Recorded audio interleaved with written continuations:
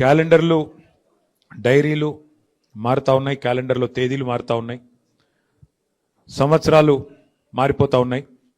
కానీ కాంగ్రెస్ ప్రభుత్వం మీద ఎన్నో ఆశలతో ఓట్లేసిన ప్రజల జీవితాల్లో మాత్రం గత 2 సంవత్సరాలుగా ఎలాంటి మార్పు రాలేదు. ఇంకా ఏమైనా మార్పు వచ్చింది అంటే అది తిరోగమనం వైపు, అంటే తిరిగి ఏదైతే పాతకాలంలో ఉండే పరిస్థితులు ఉండేదో, తెలంగాణ రాక పూర్వం కేసీఆర్ గారు ముఖ్యమంత్రిగా పదవి బాధ్యతలు చేపట్టక పూర్వం మళ్ళీ అదే పరిస్థితి ఈరోజు తిరిగి తిరోగమనం వైపు ప్రయాణిస్తున్న ఈ సందర్భం స్పష్టంగా మనకు కనబడతా ఉన్నది.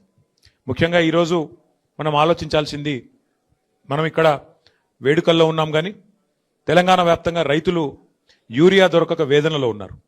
చలికాలంలో ఈరోజు పొద్దునే నేను చూస్తూ ఉన్నా, చలికాలంలో ఇంతటి చలిలో మొత్తం రాష్ట్ర వ్యాప్తంగా ఉన్న రైతాంగం ఒక్కొక్క యూరియా బస్తా కోసం అల్లాడిపోతూ ఇవాళ గంటల తరబడి దినాల తరబడి లైన్లు కట్టే దుస్థితి మళ్ళీ తెలంగాణకు దాపురించిన పరిస్థితిని మనం చూస్తూ ఉన్నాం.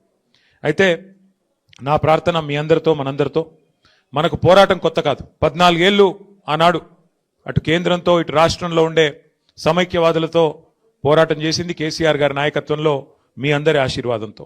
అట్లాగే 10 ఏళ్ళు మరి తెలంగాణ రాష్ట్రం ఏర్పడ్డ తర్వాత మీ అందరి కష్టంతో, మీ అందరి దయతో కేసీఆర్ గారు ముఖ్యమంత్రిగా పదవి బాధ్యతలు చేపట్టిన తర్వాత 10 ఏళ్ల తెలంగాణ మీద కేసీఆర్ గారి ప్రగతి సంతకం చిరస్మరణీయమైనది, దాన్ని ఎవరు తుడిపేయలేదనే మాట కూడా నేను మీకు గుర్తు చేస్తా ఉన్నా.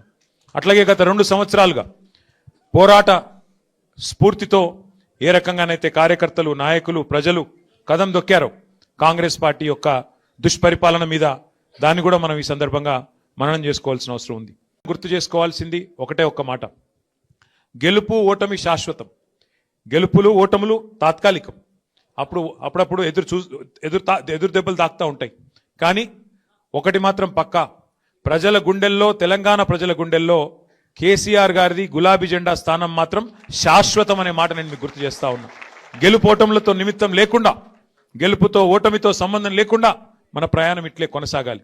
కేసీఆర్ గారు ఎప్పుడు మనకు చెప్తా ఉంటారు, ఇతర పార్టీలకి తెలంగాణ రాజకీయం అంటే ఒక గేమ్, కానీ మనకు తెలంగాణ సాధించిన పార్టీకి రాజకీయం అంటే ప్రజల సంక్షేమము, రాజకీయం అంటే ఒక టాస్క్, ఒక ధర్మంగా, ఒక విద్యుక్త ధర్మంగా మనం భావించి ముందుకు పోతా ఉన్నాం.